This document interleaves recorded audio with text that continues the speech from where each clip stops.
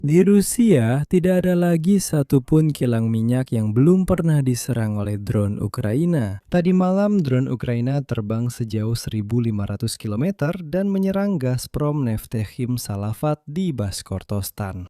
Itu adalah produsen bensin besar terakhir di Rusia yang belum terkena serangan pada tahun 2026. Sekarang tidak ada lagi kilang minyak yang belum tersentuh. Selanjutnya hanya serangan berulang sampai benar-benar hancur. Harga dari kejadian malam ini adalah minus 11.000 ton bahan bakar per hari. Dan itu sekitar 5% dari seluruh kebutuhan dalam negeri Rusia. Sementara itu di Krai Altai pada waktu yang sama, administrasi daerah secara resmi menulis bahwa bahan bakar hanya diberikan kepada polisi, pemadam kebakaran, rumah sakit, dan pekerja energi. Dan sekarang yang paling penting, pertanian. Pertanian dan sektor perumahan dan utilitas berada di ambang penghentian. Saya ingatkan, sekarang ini adalah masa panen. Dan inilah anggota Duma Negara dari Krai Altai mengatakan bahwa di wilayah tersebut, bahkan di seluruh negeri, sedang terjadi ancaman bencana pangan. Maaf, nanti tidak akan ada apa-apa untuk dimakan. Dalam episode ini, apa sebenarnya yang terbakar hari ini, apa yang terjadi di wilayah-wilayah Rusia, dan mengapa semua ini tidak lagi sekedar kebetulan. Ini sudah menjadi sebuah sistem, bahkan sistem yang terus-menerus. Sudah seperti di jalur produksi. Dan yang terpenting, apa yang sebenarnya membuat Putin histeris menyatakan tentang masalah besar bagi seluruh Rusia. Nama saya Alexei Peci, mari kita bahas topik ini bersama-sama. Tapi sebelum kita mulai, saya minta kalian untuk berlangganan saluran ini. Kita sedang menuju angka 300.000 pelanggan. Saya pribadi akan sangat berterima kasih jika Anda berlangganan. Jadi pada malam 14 Juli, drone angkatan bersenjata Ukraina menyerang salah satu kompleks petrokimia terbesar di Rusia, yaitu kilang minyak Gazprom Neftekhim Salafat di Bashkortostan. Jarak dari perbatasan dengan Ukraina adalah 1.500 km. Para saksi mata melaporkan banyaknya ledakan dan asap hitam tebal di atas pabrik tersebut. Menurut saluran pemantauan Ukraina Supernova, secara awal yang terkena adalah unit distilasi primer minyak mentah AVT6 dan bengkel ke-20 tempat diproduksi polietilena densitas tinggi untuk vacuum cleaner. Jadi serangan itu mengenai jantung pabrik, tepat di bagian pengolahan.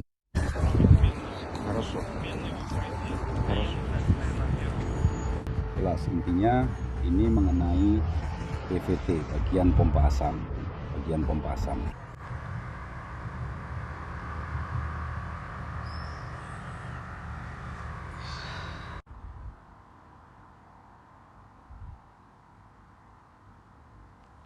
Mengapa justru serangan ini menjadi pukulan yang menentukan? Masalahnya, Gazprom Neftekhim Salafat adalah produsen bensin besar terakhir di Rusia yang belum terkena serangan Ukraina pada tahun 2026. Akibatnya, pasokan bensin harian ke pasar Federasi Rusia berkurang 11.000 ton atau sekitar 5% dari kebutuhan bahan bakar dalam negeri. Skala perusahaan pada tahun 2024, data terbaru, hanya untuk tahun 2024, pabrik ini telah mengolah lebih dari 7 juta ton bahan baku, menghasilkan 1,5 juta ton bensin otomotif, dan sekitar 2,5 juta ton solar. Sekarang, dengarkan bagaimana pihak berwenang Rusia menggambarkan semua ini. Kepala Bashkortostan Radi Habirov mengonfirmasi serangan di zona industri Salafat, hanya menyebutkan bahwa serangan drone tersebut sepenuhnya berhasil ditangkis. Dan di lokasi hanya ada, kutipan, beberapa titik asap yang disebabkan oleh jatuhnya puing-puing drone yang berhasil ditembak jatuh. Ini sudah klasik. Kompleks petrokimia terbesar terbakar, tapi orang Rusia hanya diberitahu tentang titik-titik asap. Ya, cuma ada asap sedikit saja, itu saja kok. Belakangan, pihak resmi menambahkan bahwa objek utama tidak mengalami kerusakan. Dan kemudian, di tempat yang sama, mereka menyatakan bahwa pemadaman kebakaran telah selesai, meskipun sepertinya tadi hanya disebutkan soal asap saja. Tapi yang menarik, antrian di SPBU tidak berkurang, malah justru bertambah. Dan para pejabat Rusia silahkan saja menyebutnya dengan istilah apapun. Pada malam yang sama, drone Ukraina menyerang kilang minyak Avipsky di Krai Krasnodar. Ini adalah salah satu pabrik pengolahan minyak terbesar di selatan Rusia. Menurut data dari markas operasi setempat, terjadi kebakaran di pabrik tersebut. Selain itu, sumber Ukraina Krimsky Veter menjelaskan, Ledakan pertama terjadi sekitar tengah malam. Terjadi kebakaran yang sangat besar. Api menyala di area tangki penyimpanan. Dan di sini ada nuansa penting. Kilang minyak Avipsky berorientasi pada ekspor. Jadi, serangan pertama ditujukan ke pasar domestik, ke Salafat di Bashkortostan. Yang kedua, terkait pemasukan valuta asing, adalah kilang minyak Avipsky. Pasukan pertahanan Ukraina bekerja di kedua arah sekaligus. Dan secara keseluruhan, malam ini serangan tercatat di 16 lokasi. Di desa Avipsky, Stanitsa Smolenskaya, dan Dusun Kovalenko. Pada akhirnya, Rusia sampai pada titik di mana mereka akhirnya mengakui adanya bencana. Dampak serangan sudah terlihat ribuan kilometer dari garis depan, dan di sini kami mendapat kabar dari wilayah Altai. Wilayah Altai itu luar biasa. Dari garis depan, dan di sini kami mendapat kabar dari wilayah Altai, di mana Rusia meraih kemenangan pertamanya dalam peringkat tersebut. Продукции всей Сибири. Saya sudah pernah menceritakan bagaimana para petani Rusia dengan hati-hati dan malu-malu mengatakan bahwa ke depan kita akan menghadapi bencana besar jika tidak ada bensin. Karena panen tidak mungkin dilakukan ketika mesin pemanen atau traktor harus menunggu di jalan dan tidak bisa pergi ke ladang. Dan hari ini administrasi distrik Burlinsky, Krai Altai, setelah rapat Komisi Penanggulangan Keadaan Darurat menerbitkan dokumen yang layak dibacakan secara harfiah. Kutipan. Situasi di bidang perumahan dan utilitas, serta di sektor pertanian dinilai sangat tegang. Di sektor-sektor ini, risiko terhentinya aktivitas saat ini sangat besar karena kekurangan bahan bakar. Dan selanjutnya dalam dokumen disebutkan bahwa bahan bakar hanya disuplai secara normal untuk polisi, pemadam kebakaran, rumah sakit, dan pekerja energi. Semua yang lain ya tergantung situasi, atau kalau masih ada cukup. Seperti yang Anda lihat, petani tidak ada dalam daftar ini. Padahal sekarang justru musim panen bagi mereka. Dua satu-satunya SPBU swasta di daerah ini ternyata sudah tidak beroperasi selama beberapa minggu. Dan seperti yang disampaikan oleh pemerintah setempat dalam surat mereka kepada Kremlin, kutipannya, masyarakat terpaksa bertahan hidup seadanya, pergi ke kota lain untuk mencari bahan bakar dan harus antre di sana selama 5-6 jam. Akhirnya dalam rapat komisi muncul usulan untuk memberlakukan status keadaan darurat di daerah tersebut. Dan berikut ini sebuah anekdot untuk Anda. Pihak berwenang di Krai Altai menyatakan bahwa mereka sedang berusaha bernegosiasi dengan pemerintah Federasi Rusia dan Kementerian Pertanian untuk menyediakan bahan bakar bagi perusahaan pertanian, agar, kutipannya, mereka bisa sekedar memanen hasil panen. Wah, polos sekali mereka. Putin sama sekali tidak peduli dengan masalah kalian. Di kepalanya hanya ada satu hal, yaitu perang dan membunuh warga sipil Ukraina. Nasib kalian hanyalah untuk menahan semuanya. Ya, memangnya kenapa kalau kalian tidak bisa panen? Vladimir Putin juga sama sekali tidak peduli pada kalian. Tapi orang-orang Altai tetap berusaha untuk menyampaikan suara mereka kepada diktator yang sudah kehilangan akal itu.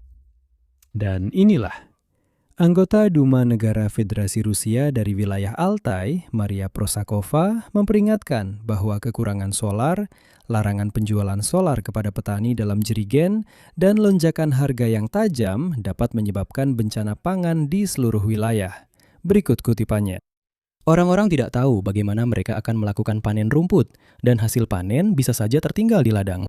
Musim panen di wilayah-wilayah agraris saat ini benar-benar terancam. Seorang deputi lainnya, Stepan Frontenko, sebelumnya menyatakan tentang risiko, kutipan, penutupan total seluruh sektor pertanian di wilayah Irkutsk karena kekurangan bahan bakar. Para petani mengeluhkan krisis di wilayah Volga, sentral Chernozem, dan di selatan Rusia. Singkatnya, para petani kekurangan bensin di mana-mana. Saya tekankan lagi, saat ini sedang musim panen, tapi mereka benar-benar tidak bisa memanennya. Dan ini bukan lelucon. Skala masalah bagi negara sebesar ini, Krai Altai menyumbang hampir 30% dari seluruh produksi pertanian di distrik federal Siberia. Dan selain kekurangan bahan bakar, juga ada kekeringan. Sebagian lahan, seperti yang dinyatakan oleh komisi, akan dianggap gagal panen, dan hasil panen tahun ini akan turun sebesar 30 hingga 50%. Bahkan itu pun mereka tidak bisa panen. Jadi, sebentar lagi orang Rusia di wilayah ini benar-benar mereka tidak akan punya apa-apa untuk dimakan. Tapi mereka mendukung perang itu, benar. Front terpisah adalah laut.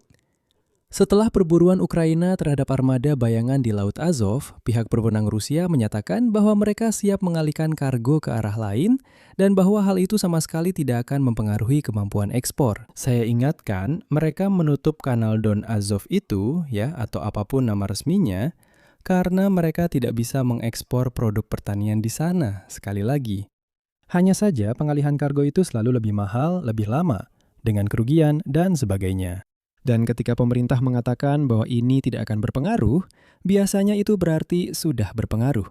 Dan di Kremlin, mereka hanya mencoba mencari jalan keluar.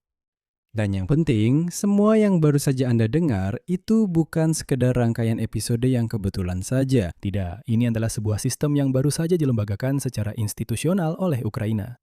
Saya ingatkan, pada 10 Juli, Zelensky menandatangani dekret tentang pembentukan Komando Pengaruh Global Jarak Jauh terhadap Rusia. Dan hari ini di Staf Umum Angkatan Bersenjata Ukraina menjelaskan untuk apa semua ini. Inti dari reformasi ini adalah semua unit yang melakukan serangan ke dalam wilayah Rusia dengan sarana serangan jarak jauh akan digabungkan di bawah satu komando. Ini adalah drone serang jarak jauh, unit-unit rudal, dan sistem laut tanpa awak. Nah, yang itu yang membakar kapal tanker di Laut Azov. Selanjutnya, saya akan mengutip pernyataan dari Staf Umum Angkatan Bersenjata Ukraina. Konsentrasi semua kemampuan serangan jarak jauh dalam satu sistem kendali akan memungkinkan beralih dari serangan presisi terpisah ke strategi jangka panjang yang terpadu. Ini akan memberikan kemampuan untuk secara bertahap dan menyeluruh melumpuhkan elemen-elemen terpenting dari potensi militer dan ekonomi musuh, mencapai efek yang tidak mungkin didapatkan jika menggunakan kekuatan dan sarana secara terpisah. Dan inilah daftar resmi target dari komando baru tersebut. Infrastruktur militer di seluruh Rusia, jalur logistik dan pos-pos komando, perusahaan kompleks industri militer, dan yang penting, fasilitas ekstraksi dan pengolahan minyak yang membiayai mesin perang Rusia. Nah, dan keputusan ini, menurut staf umum, menjadi jawaban atas perluasan operasi Deep Strike yang sangat cepat. Sederhananya, serangan terhadap Rusia menjadi begitu banyak sehingga dibutuhkan markas terpisah untuk koordinasi. Kesimpulannya, Ukraina telah beralih dari serangan kecil-kecilan menjadi pembongkaran sistematis terhadap wilayah belakang Rusia. Sudah ada markas yang sepenuhnya berfungsi, komando yang lengkap, ada strategi, ada daftar target, dan yang terpenting, ada hasilnya. Semakin sering pejabat Rusia secara terbuka mengatakan hal-hal yang tidak berani diungkapkan Vladimir Putin. Di Rusia, bencana pangan mulai mengancam setelah krisis bahan bakar. Di sini saya akan mengakhiri dengan titik-titik. Pendapat Anda, kesimpulan Anda, silahkan tulis di kolom komentar di bawah episode ini. Jangan lupa subscribe channel ini, tekan lonceng, dan jangan lupa like. Itu saja untuk hari ini. Jaga diri Anda, sampai jumpa.